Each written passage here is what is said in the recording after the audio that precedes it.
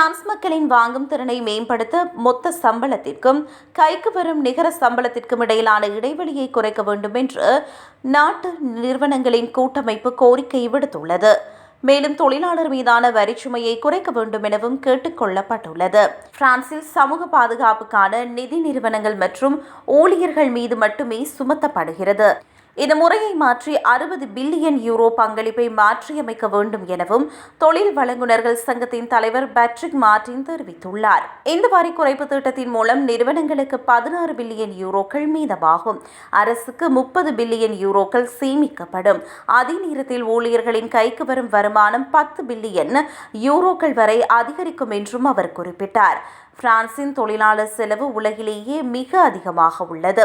இதனால் ஊழியர்களுக்கு தகுந்த சம்பளம் வழங்க முடிவதில்லை என உள்நாட்டு தொழில் முனைவோர் கவலை வெளியிட்டனர். உதாரணமாக, தனது ஹோட்டல் ஒன்றில் 90 ஊழியர்களுக்காக ஆண்டுக்கு 3.2 மில்லியன் யூரோக்கள் செலவிடப்பட்டதாகவும், ஆனால் வரிகள் போக ஊழியர்களின் கைகளுக்கு வெறும் 1.35 மில்லியன் யூரோக்கள் மட்டுமே போய் சேர்வதாகவும் இந்த பொருளாதார பேரழிவு மாற வேண்டும் என்றும் அவர் கூறியுள்ளார்.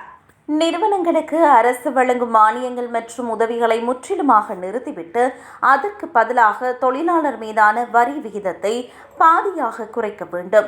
உழைப்பவர்களும் தொழில் முனைவோருக்கும் சாதகமான எளிய வரிமுறையை உழைப்பவர்களுக்கும் தொழில் முனைவோருக்கும் சாதகமான எளிய வரி முறையை அரசு உருவாக்க வேண்டும் என்றும் அவர் கோரிக்கை விடுத்துள்ளார்.